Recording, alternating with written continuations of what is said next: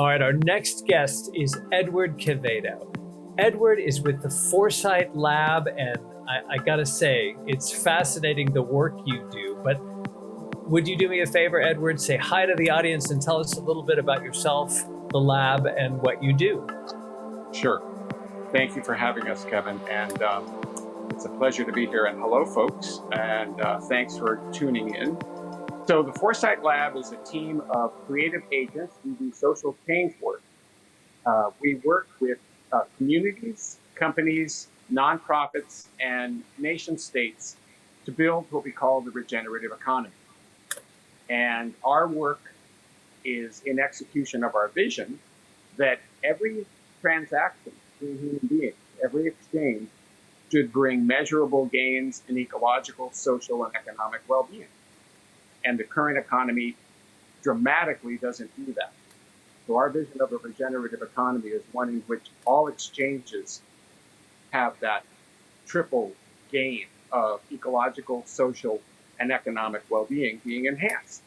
So when you are working with anyone, a small group or a large nation state, where do you start? I mean, you could start almost anywhere, and I'm just wondering, where do you start?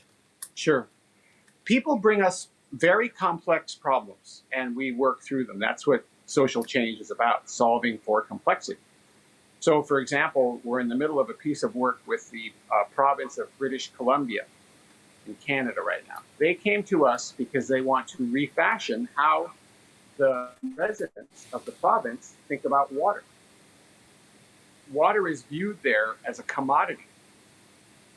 And that's a problem because then water has a price. And like us, they have significant problems with water availability, water access, and water as an element of climate change.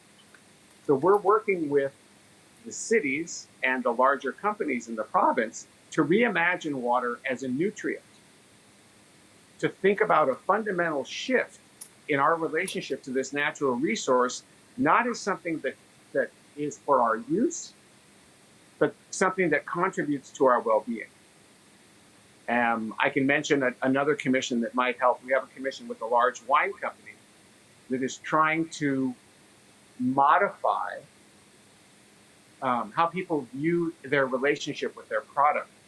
So we're going through a series of sensing interviews with not the executives and not the C-suite people, but the winemakers, to try to develop an emotional relationship with the work they do that is about how land and sky provide nutrition through wine. So it's about reimagining our relationships with each other, with our communities and the natural world, so that there is a symbiosis as opposed to a predatory relationship, if that helps. Yeah, that makes total sense. It makes me happy to hear somebody talking about the relationship between economy and society and the natural world, because I feel like so many people, and that includes people in decision-making capacities at big companies, in governments, so many people look at those dots as very distinct and separate. So you really do. I mean, part of what you do is help people see the whole picture, right? Well, right. I mean, it's you can think about it this way.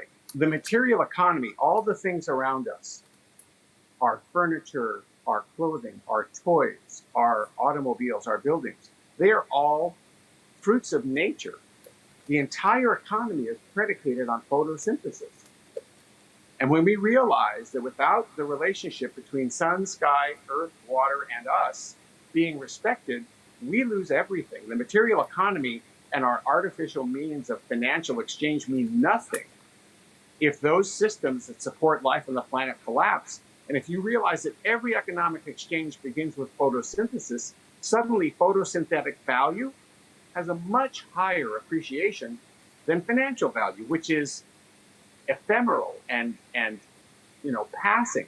Right now, for example, in these days in which we sit as fellow citizens, trying to support each other, we're in a place where the thing that is the most valuable medium of exchange is care and love. And our job when we're working with a business is to get them to talk about love and mean it and be sincere about it. Because if people don't love a company's brand, the company will fail. If people don't love a community, they will not have a good relationship with their community, which is why we talk about building an economy worthy of our affection.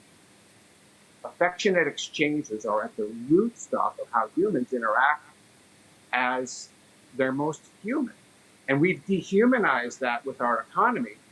And our job is to create uplifting, symbiotic, regenerative relationships where there's only predation and zero net sum game. And I think this touches climate change in a very fundamental way, because this is really not about climate change or change in the way the climate interacts. It's about how we interact with and appreciate the natural world. If we have an affectionate relationship with the natural world, we're going to treat our natural resources very differently. So I hope that helps. That totally helps. I should say that the first time I met you, heard you speak on stage, and then got a chance to interview you was a couple of years ago at the North Bay Climate Action Summit. And that to me was just a spectacular way of bringing together nonprofits and non-governmental organizations and governmental organizations and agencies to talk in the ways you're talking about solving problems. I can't help but think that right now, this approach is incredibly valuable, because the problems that we are seeing, the COVID-19 virus crisis, it's not just an economic crisis, and it's not just a public health crisis, and it's not just a crisis brought on by the way we interact with the natural systems of the world. It's like all of those things and more. Have you found yourself drawn into discussions about that? Yeah, it's a great question. And we have done, because our work right now has become really about social appreciation as opposed to social change during this time. We're working with a large nonprofit that works at the intersection of immigration and civil rights. And our job is to really provoke, Kevin, different kinds of conversations. And we're talking about this fundamental principle that is core to how we build our agents and how we interact with the people who engage us, which we call our patrons, the principle of character. And we've broken character down into its constituent parts. And there's a couple of really important parts. One of the really important parts of character is something that I teach when I teach high school students civics. I teach every other semester at a local high school the subject of civics. And I teach about honor and carrying yourself with honor. And honor is a way in which you represent with truth and authenticity what needs to be said, even if it's hard to say. And there's a related concept that is part of the 7 elements of character that we use, which is grace. Moving with grace in the world and being filled with grace and appreciation when you interact.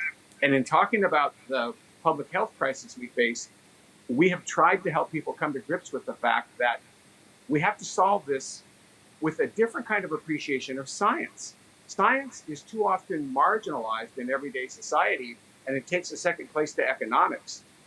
But science brings us an understanding about how soil and light and water become food, and about how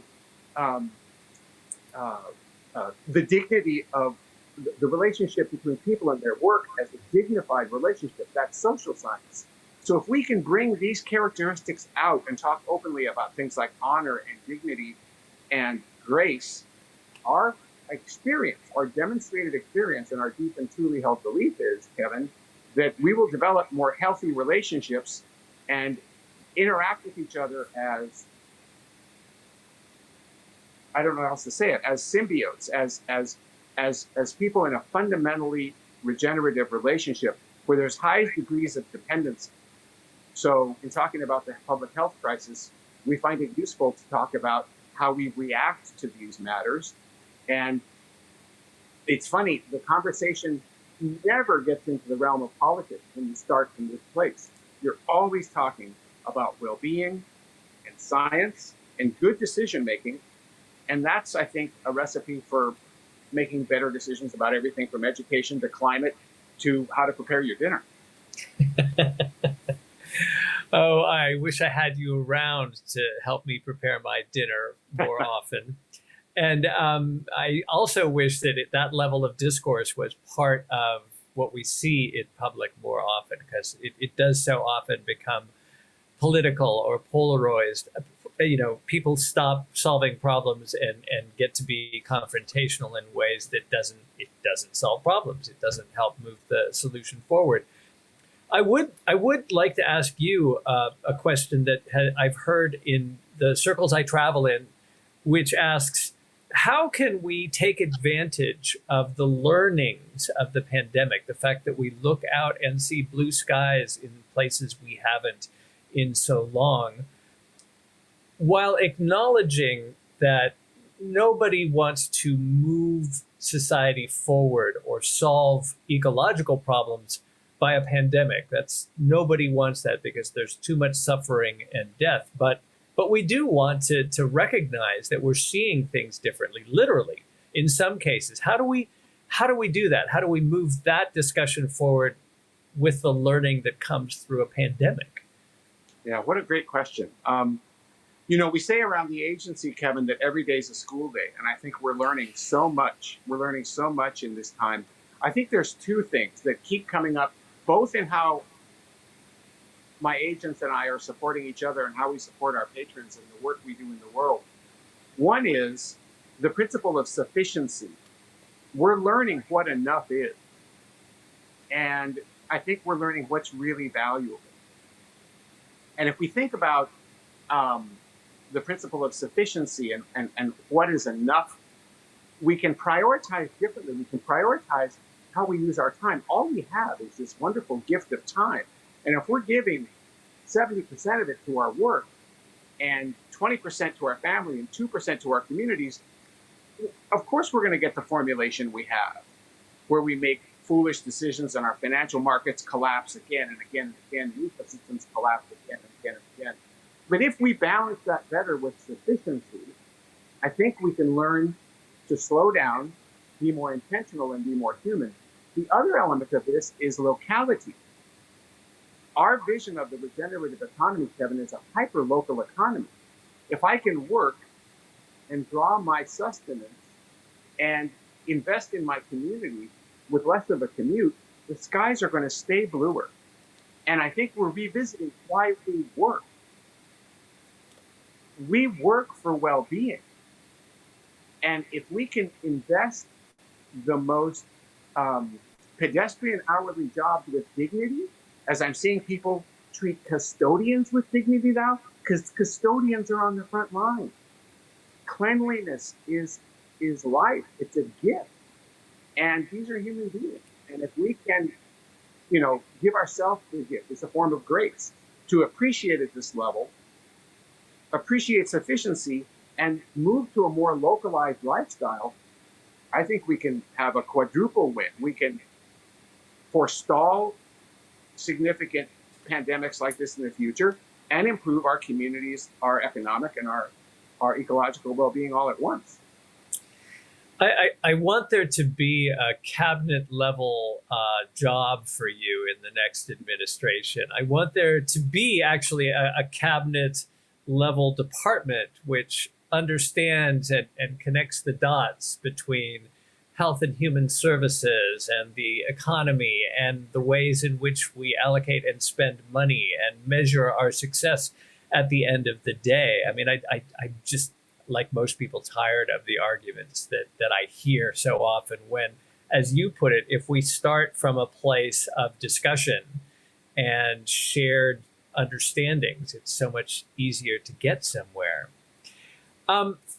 So I don't want to take too much of your time, and I'm gonna ask, can we wrap this up with, what can people do? What can ordinary people sitting home with time on their hands often too with kids sitting at their sides? What can we do to make a better world using the kinds of thinking that the Foresight Lab has come up with? Sure, that's a great question to end on. I'd like to make a quick comment, though, about what you said before about a cabinet level position. You know, what we're talking about here is culture. This is culture. And in most civilized democracies, there is a ministry of culture. And we have, in the organizations we work with time and again, cities, companies, nonprofits, now in the province of British Columbia, they're thinking about this. We have proposed people who work in a department of culture because we're culture keepers. And if we forget about this, we cannot have a healthy culture in our organizations or in our communities. And I want to give credit to a thinker who has really influenced all of us in the lab on this, Wendell Berry, who says that culture is not a collection of relics or ornaments, but a practical necessity. A healthy culture is a communal order of memory, insight, value, work, conviviality, reverence, and dignity. And it reveals human necessities and human limits and clarifies our inescapable bond to each other and to the earth. If we had a ministry of culture or departments of culture within our companies and cities, organizations, we would be better off because we would cultivate our culture. And as for what we can do, I mean, we have this wonderful word, agriculture. If, as we're trying to do in the North Bay and continuing work from the occasion upon which we met, if every family in their backyard used the land to grow food, sequester carbon, create recreation, and bring conviviality, our goal is 100,000 backyards. And if we can layer on top of that a small wind turbine to generate energy, we would localize so many of our fundamental human needs through food, energy, recreation, and well-being. Every family can do that. Take out the grass, move the concrete, grow food, bring recreation, use it as a place of conviviality, put in a little wind turbine, and pretty soon you're generating a lot of well-being and a lot of things that we have to pay far away providers for. And you're localizing and creating safety and security while having a heck of a good time. I love that. I love that way of looking at things. As an aside, the wind turbine makes me smile so much because I grew up at a time when, every place, I live in Nevada, and every place, every farm, every ranch had a windmill, which actually did windmill work as opposed to wind turbine work. But when I look at the opportunity to build resilience and microgrids throughout communities in Marin in particular, I just think, wow, when is that going to happen? And what will be the thing that brings us forward in that work? 100,000 backyards is definitely one way of looking at it. So when families and kids walk out into their backyard, I want them to I don't know, map out their strategy for what they're going to do with it. Where do they start? Well, I would start with the thing that's the most fun, which is working with the land. I mean, the land is where this all begins. And I think if you re-envision the space that you have, it can be a tiny pocket backyard, it can be a big quarter acre, whatever you have. If you reimagine and you say, what kind of goods can we draw from this? What kind of well-being does this provide now? And then think about your relationship to that land and the soil. The more the soil breathes, the more the soil produces, the more the soil is involved in a cycle, the more we sequester carbon and reduce climate risk, we produce food, and we have a good time at the same time. This principle of conviviality, exuberant, joyful living together. So I would start with, what we can plant together. And I mean, we've seen some people come to us and send us photos in the work that we do. They send us photos of places. You'll see a nice herb and vegetable garden and a volleyball court over that and a beautiful little residential-sized wind turbine blowing in the background. And it's like everything I want to have in my house. So get a trowel, start talking about nematodes, learn about healthy soil, maybe a little class in regenerative agriculture or biodynamics, and you're off to the races. Edward Quevedo, you are a lovely person to talk to now or anytime. I hope you will come back and visit with us again, tell us more about your work. Thank you. Thank you for being here. Well, you're very welcome, and I will thank you too, Kevin. That's very gracious of you. I'll say I've looked at much of the work that you've done, and it's a great service you're providing. So I hope you continue to build your network and the people that you can bring your joyful conversations to. Thank you so much.